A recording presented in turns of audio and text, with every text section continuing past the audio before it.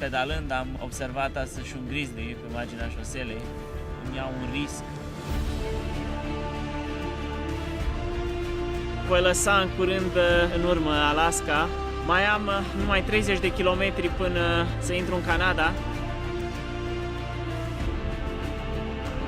Ploaia aceasta măruntă, tomnatică, îmi îngreunează extrem de mult traseul. Traversez munții Stâncoși, e partea poate cea mai grea. Este început de octombrie, mă apropii de Fort St. John. Temperaturile au scăzut sub 0 grade. Am terminat de pedalat Alaska Highway, zona cea mai izolată a Americii de Nord. Sunt în America, m-au lăsat să trec. Dacă nu e vântul, e ploaia. Nici cum nu e bine. Super! Asta e, se întâmplă să ai pane. Apa înghețată, bocnă. La mulți ani români, la mulți ani România! Sunt Radu Păltineanu și traversez Americile pe bicicletă într-o expediție unică pentru România. Și singur voi reuși. Trebuie să reușesc. Trebuie să reușesc.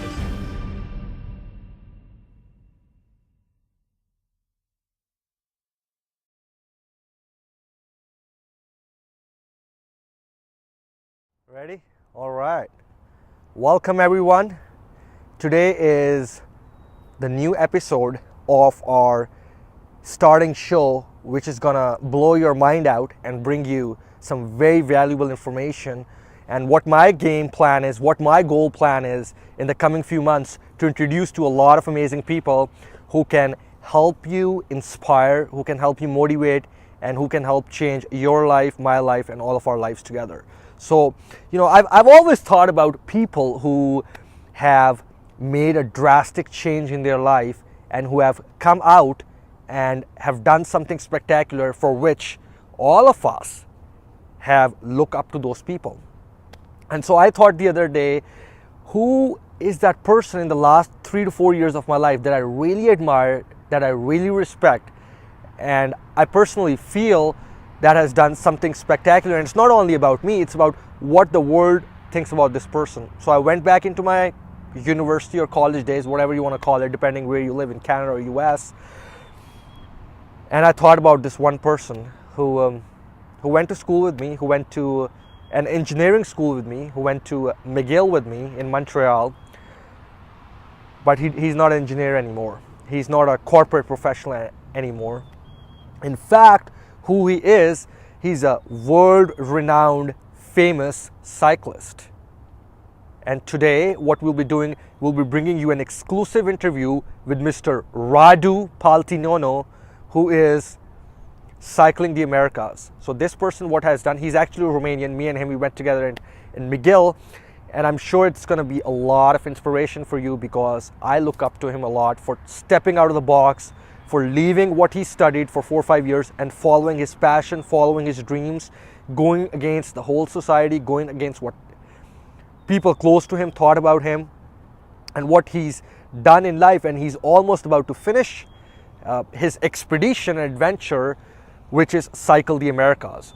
And he started cycling from Alaska. And if you know Alaska, Alaska is not very far from a place where all what you see is bears and ice as far as you can see. So this person started cycling on a pedal bike from Alaska, and right now he's in Brazil. And his game plan is to finish in Argentina. So he's starting from the northmost part of Americas and going to the southmost part of Americas. And he is a true inspiration to me because he's left everything he had just to follow his passion. Hope you're going to get a lot out of this interview and learn tremendously. And I hope the most important part is it inspires you. It inspires you within to do something great and take your passion, take your desire, throw away all these excuses out and take action today. Because if you don't take action today, tomorrow your desire would go down. Next week your desire would be even less. And in a month, in a year, in 2 years, 5 years, you would have nothing but a bag of regrets hanging out with you. And you don't want that. So I hope you get a lot out of this interview. I hope you take advantage of this. And most importantly, I hope today you make a decision and create a plan to follow what you want to do in life. Until next time. Go. Hello, everyone. Today we have with us Mr. Radu Păltineanu, my great friend from McGill University, an amazing person, a celebrity now. He's a celebrity all over the world. He's been channeled in different televisions, and he is a remarkable person. And you get to understand his mindset, understand what he's doing in life, and why he is such a spectacular individual. So, welcome, Radu. Welcome to the show. Well, thank you, but I'm not a celebrity. Okay, I don't wanna be presented as a celebrity. I'm just a regular traveler, regular person who's, like I don't like this title, and I'm not one. He's So humble. I'm He's a very not a humble TV person. star or anything like that. I was featured in some interviews and stuff like that in Romania, but like I'm far from being a celebrity, and I wouldn't even want to be a celebrity ever because I'm just a regular traveler who's pursuing a passion for what he's doing, and that's about it. That is amazing. That is amazing. That's pretty cool that you said that. You're so humble. Even though you're doing something great that very few people in life do, you're still And so humble about it. like there's people and people doing that stuff. I mean, I'm a traveler. People choose different ways of traveling and different ways of living their life. So I chose this way of living my life now. This at least my late 20s. Hmm. I always had this thirst for seeing the world and getting to know other cultures, and it's pretty cool that I'm doing it because I'm doing it on a bike. So it's a pretty cool way of seeing the world from the seat of your bike, to say so, because Right. you're working for it and you have the freedom to stop where you want and you have the freedom to go where you want. So that's Hmm. pretty great. Amazing. That's pretty cool. No, that's spectacular. So, where are you right now? Which city are you in right now? And which country? I stopped right now in Manaus in the north part of Brazil. Hmm. I think it's the largest city in this part of the country. It's in the region of Amazonia. Hmm. Um, so it's where the Rio Negro meets the Amazon River, Hmm. the confluence of the two rivers. And I stopped here for a while because it's not just about covering miles and it's not just about cycling any longer. It's also about getting to know the places where you go through and getting to know the people and understanding a little bit more about the culture.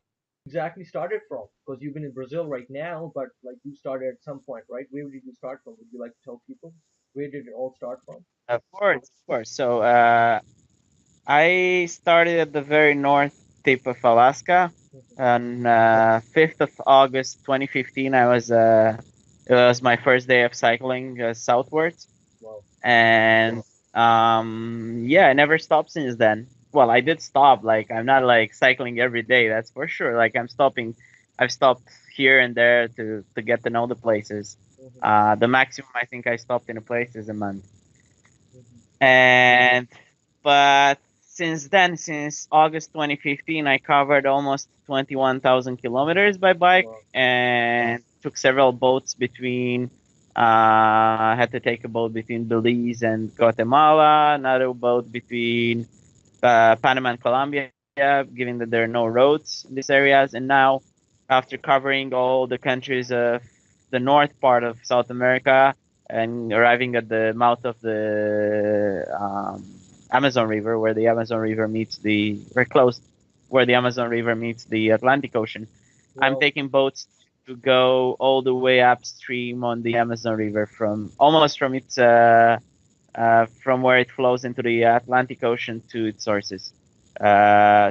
So the aim is to get back on the western coast through the Amazon in Ecuador.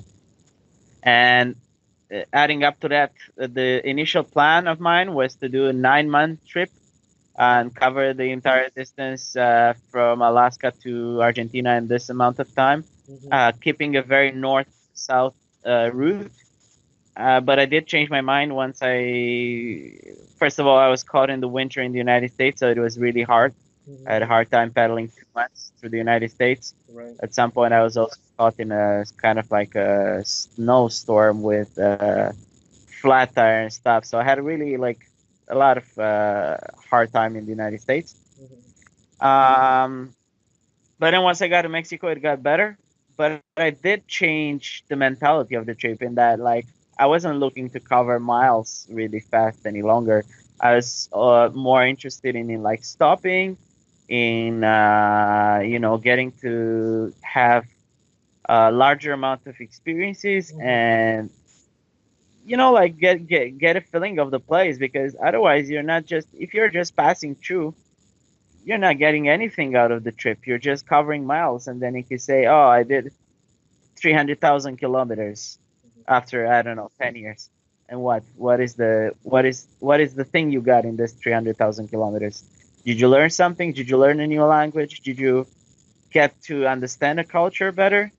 Or so that was the big change in my trip, because I never planned it. I never planned to leave for so long. I was only doing a 9-month trip initially. That was what I had in my head, and then I told myself, well, if I already like spent so much time, why not spending some more time Why and not? getting to see all the continental countries of the Americas, of North, Central, and South America. So once I got once I got to the south part of Mexico, I was like, okay, Belize wasn't in my route, but if I'm going to Belize, I can cover the entire Central America, all the countries of Wow. Central America. So I did a detour to Belize. It wasn't a large detour, and then getting back to Guatemala and continuing my route to Panama. Um, and that way, I entered all countries of North and Central America.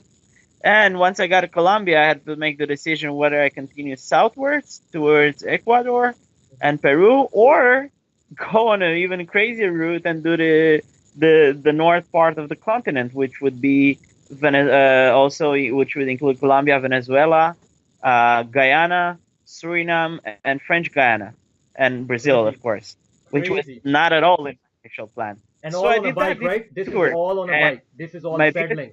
This is all this is all on pedaling. a bike. This was Wow. Yes, this was all on a bike, and pretty much everything was on a bike except these boat routes and the car that I had to take in New Mexico when I was caught with some technical problems with the flat, and I was like snowing really badly, and I had to take a car to get to the closest place possible where I could relax a bit and solve this problem, and then continue my route, or going back to redo what I missed on the bike, because the goal was to do everything on a bike. So I did return when I took the car. I had to go to a city which was 200 and something kilometers away, and then come back. And anyways, yeah, I did pretty much everything that was possible on the bike. But then again, you have this parts where there are no roads between Belize and south part of Belize and Guatemala. Uh, uh, Panama and Colombia, and now the South America, the Amazon. I consider it a better option to take boats on the Amazon River. First of all, for the experience of traveling on the Amazon River, and second of all, of uh, lack of roads in the area. Like, you cannot just get from the Atlantic to Ecuador. It's a complicated situation, so it was a better decision. But coming back to the initial idea of going through the north part of South America, I was really scared of Venezuela. Everybody was trying to scare me. It's like, oh, don't go there for the situation. The country is in a very big crisis right now, and inflation. And again, go back on the west coast to do the Atacama Desert and climb a volcano there, Climb a and then keep volcano. southwards. Yeah, there was another project of mine. That is another project of mine, of climbing the 7 highest volcanoes in the world. I already climbed the highest volcano of. We had a few questions prepared for you. Would it be okay at this time that we start asking these questions, because a few audience, like people who know you, some people who know me, they'll be getting, and everybody in the world will be getting a lot of value from the answers to these questions, because a lot of people have these questions. Sure, Yeah. sure, sure, of course. Okay. With a lot of pleasure. Perfect. So the first one I have is like, of course, me and you went to school together. Your background is in software engineering. I remember this one time I was standing in front of the McConnell building, if you remember McConnell building.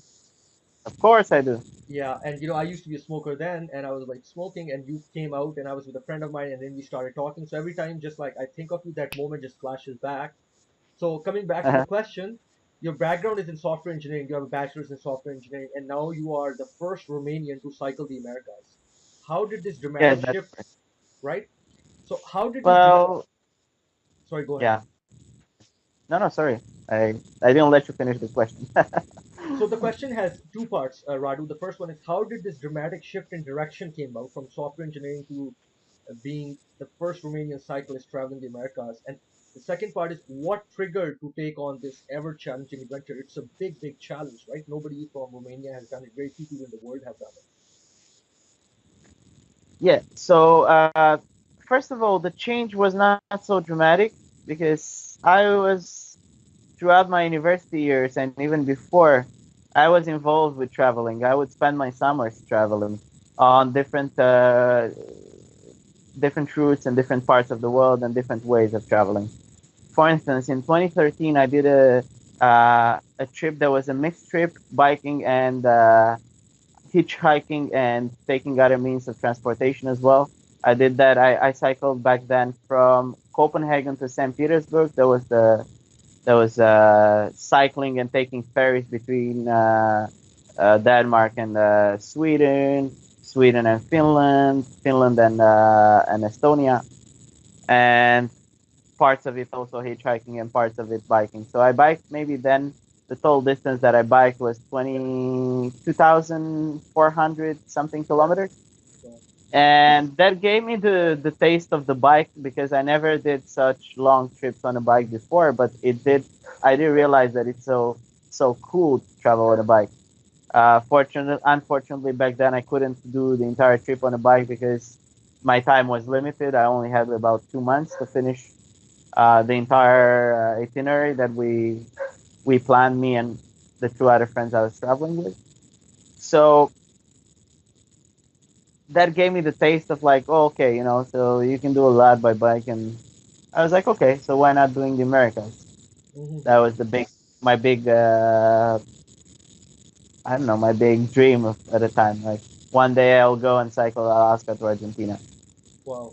and yeah, and then in 2014 I did a hitchhiking trip from Romania to France, and then south of France all the way to Greece through Monaco, Italy, and all the smaller countries of the Balkans, and onwards to Iran through Bulgaria and Turkey. And so I did have a background in traveling. I mean, I didn't just started with this huge trip. And even before in 2009 I did an Euro trip, hitchhiking and taking different means of transportation as well, staying with couch surfing with locals and stuff, and so on and so forth. So yeah, I mean, I didn't came out of the blue with this trip, and I realized maybe I can, like I can go on and see the world. That's a real passion of mine, more than Look software at engineering, more than anything. I wanted to see the world. I wanted to learn. I wanted to, to taste what's to live like those people over there, or like what do they think about that? What do they do? It's just, yeah, pretty awesome. much. That's amazing. That's such a detailed answer. It's very motivating for people too. Like, how you actually prepared yourself to do this big adventure, right? How you like took the steps before, did adventures, and eventually this led that all those different adventures, small adventures led to this big adventure, and how it's your passion. So that the next question Yeah. is kind of related to that. It's the next question goes such as, did you have any pressure from peers for leaving your academic career? Of course, you're a software engineer; it's a very high paying career. So you left that to pursue your passion. So did you have any pressure from peers, and if so, how did you deal with that pressure? No, absolutely not. I never had pressure from my peers. I Hmm. just did what I wanted to do at this point in my life. So I don't think that it was a very personal choice that my parents didn't really like, but Hmm. I mean, it's my life, so I decided to do that, and they respect my decision, I think. And no, definitely no pressure, nothing. It's my choice. What about friends? Like friends said, "Hey, Radu, you did software engineering. You're a software engineer, and now you're You're gonna travel the world. Like, what are you doing with your life? Did you have people saying this kind of stuff to you? Yeah, my probably my parents are saying that to me, but Yeah. I do have colleagues from McGill who are actually encouraging me and who know that that was my real kind of calling to see the world and do these crazy adventures. So I guess it's pretty balanced. It's I do have the support of a lot of people, which I'm very thankful for. Hmm. So yeah. So the next one is about motivation, right? How did you keep yourself motivated? So you've been on the bike for the last 1 year and 8 months. You started August 2015. So how did you keep yourself motivated? How did you push through all the obstacles? And what was your thinking process when these obstacles came in your direction to conquer them? Okay, so first of all, it's a matter of living uh, to see something new every day, right? Hmm. Why do you think kids are always motivated when they're kids? Because they always have something new to discover. They always have something new to see, something new to ask, something. And it's the same. I think it's the same mental process for what I'm doing. I'm motivated to do what I'm doing because every day I get a new experience. Every day I get a new environment. Every day I get a well, not every day because I do choose to stop here and there for a longer period of time. But generally speaking, what keeps me motivated is this is that thing that you always will meet someone new and will do something new and will learn something new. It's also a learning process. So that's probably what keeps me motivated. And biking, what keeps me motivated to be biking this itinerary is that you actually feel good of having done something on your own, you know? At Hmm. the end of the day, I look at this map and I say, wow, I did that by my own forces, you know? So it's good. It's a good feeling. And if I were to, let's say, yeah, it keeps you motivated. Awesome. Well, that's incredible. So what was your wild experience? Please share it uncensored. What was your wild experience in the last 1 year, 8 months? Well, the wildest, I had several, but I guess If you the had to pick last one. one, well, yeah, the last one was in which I think it was a bit scary. It was in French Guiana. Three kids attacked me with a gun. They said, "Okay, we want you to give us all you have, my bike, phone, everything I had on the bike." So I was like, there's this split second where you have to make a decision Hmm. on whether you actually give them all or you just punch the guy with the gun and run away kind of thing. So that's exactly what I did. I was like, fuck, I'm not gonna give everything. Like, first of all, I'm traveling on a very low budget, so I wouldn't afford to buy a new bike and everything. So yeah, so I made a decision. It was correct one. I think they had a plastic gun or something. And then, I mean, I cannot guarantee it was a plastic or a toy gun, but anyways, they didn't shoot at me. They didn't do anything. They just ran after me, and then when they couldn't catch me, that's it. You know. So Wow, so that must be scary, right? yeah, I think that's Initially, it must be a bit scary. very well. Yeah, and the in terms of like crazy experience, maybe the craziest was sleeping 2 nights in a prison cell in Mexico. But that was because I wanted to sleep there. They offered police offered me a place to sleep in a prison cell, so that was pretty amazing. That is funny. That is hilarious. Yeah, That's hilarious. yeah. So speaking of crazy adventures, what was your most memorable encounter with animals? So you must have encountered some animals on the trip. What was the most memorable encounter that stands out? Probably, probably two of them. One with a grizzly bear in Alaska, and one with a lynx in Canada. So, but the most memorable one was definitely with the grizzly. That day I stopped fishing. I had back in Alaska. I had a fishing rod, so and fishing it's so easy. You're just throwing stuff in the water, and there's so much fish you can. It's amazing. The north in the north slope of Alaska, Hmm. and I had some fish, still fresh fish with me that I didn't cook, but it was cut. Like I was smelling all like fish. Hmm. And then I was cycling down the Dalton Highway, which is an unpaved road, Hmm. and there's this grizzly that I spotted maybe 100 meters next to the road, and he was digging for roots. He was doing his stuff there. As soon as I passed him, he rose his nose. He rose into the two back. He basically rose. You see the grizzly that is digging for roots, and you see him rising all of a sudden and like kind of like smelling. I was like, sure he's gonna run after me because that's the worst thing you can do to smell like fish or like he's looking for food, right? So, anyways, I just cycle as fast as I could.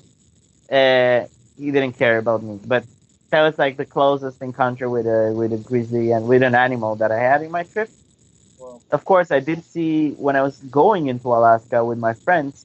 I did see other grizzlies from the car because in order to get to the north part of Alaska, we had to rent a car to get there. So they dropped me there, and then I started cycling southwards alone. Wow. So I did have encounters with the bears back then as well, but that one when I had the fish was the craziest one. And sometime later when I was in Alaska Highway in I guess it was Yukon. If I'm Yeah, I think it was in the in Yukon in Canada. Uh, just as I was passing by, there's on the side of the road 3 meters, 4 meters from me, I saw a lynx, beautiful cat.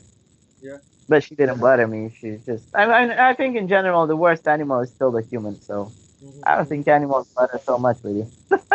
It's the. You are brave It's for not the sure. real jungle. It's not the real jungle that is dangerous. I think it's the urban jungle that is a lot more dangerous than the natural one. True. True.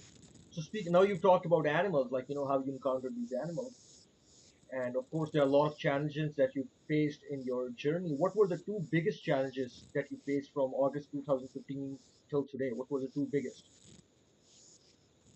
Well, I guess managing to cycle the United States in the winter time. Mm-hmm. That was one hell of a.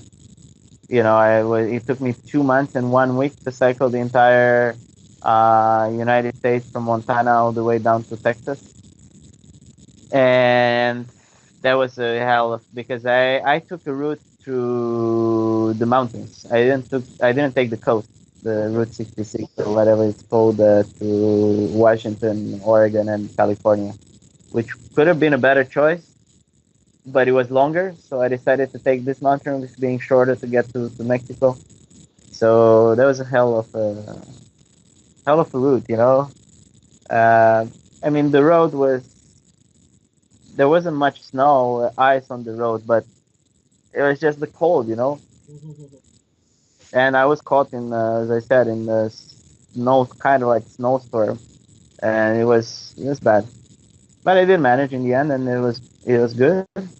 And the other challenge, probably the other extreme is cycling in the sweating temperatures of Venezuela and yeah, like it was so hot cycling Venezuela and Central America as well. You're always dehydrated. You have to drink a lot of water. You have to stop. You have to. The sun is so strong here that it's just burning you. So it's these extremes probably that make it interesting. It's like, yeah. So how did you overcome these But I challenges? think the biggest challenge is yet to come because I gotta cross the Andes, and that's a hell of a challenge as well because you have mountain passes that go up to 5,000 meters high here. Wow. So it's gonna be an interesting challenge. Interesting. So how you were saying severe weather conditions were very harsh, and for harsh summer conditions you were drinking a lot of water. What about winter? How were you coping up with winter? Of course, in Canada, for those who live in Canada, it snows a lot. In northern U.S. as well, it snows a lot. It gets very cold. So you were on the Yeah, yeah. bike, no shield, no protection. How were you dealing with that? No shield, no protection. Well, I had a really good. I had two pairs of pants. Yeah. Hmm. So I was dealing with that, and then I had really good um, shoes. I mean, I was just using regular shoes, but I had a good socks, really thick socks. winter socks. And the strategy was to stop as soon as I would see a gas station. I would just stop, spend a little bit of time there, get myself warm, and then continue. Because in the U.S. you can find a lot of gas stations.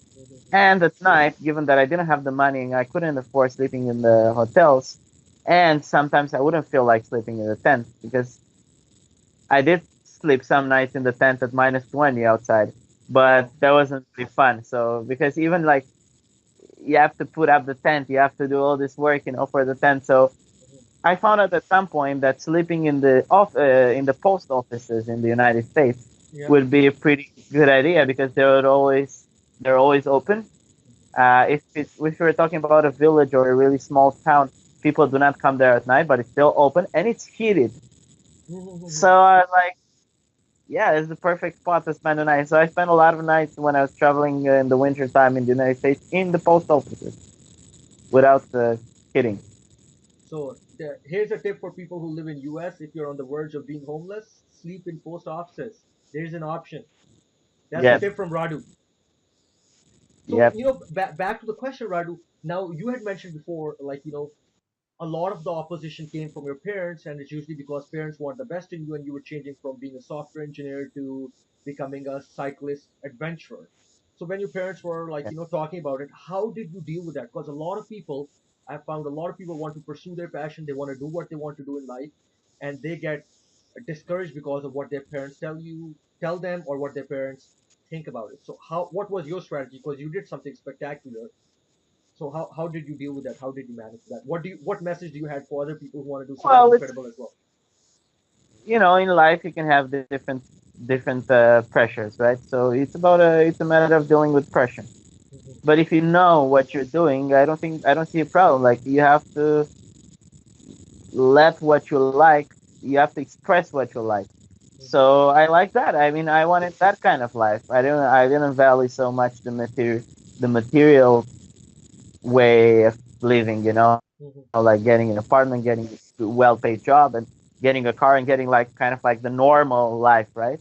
So I wanted something more interesting. I wanted something more genuine. I wanted to be true to myself, in what I wanted to do. So that's why I chose. And then when you know what you want to do, I think it's easier to deal with pressure, no matter what it comes from, parents, family, whatever, like friends, and so on and so forth. That's such an important point you said. If you're really passionate about something, then you can deal with all the pressure. I think that's the bottom line. That's very key Yeah, what you said. yeah. So, if you've lived some amazing moments, you've seen some beautiful sceneries, you've been all over the Americas. If you were to relive two of the moments from your trip for the last 1 year and 8 months, which two moments would you like to relive, and why? If we're talking about a humane experience, as I was saying, I was crossing the United States in the winter time, and at some point I had this like snowstorm coming over, but I was in a small village this time. So the first house I stopped in and knocked on the door, people invited me in and considered me part of their family. It was the Thanksgiving evening, and I was like given food. I even have a picture with this family.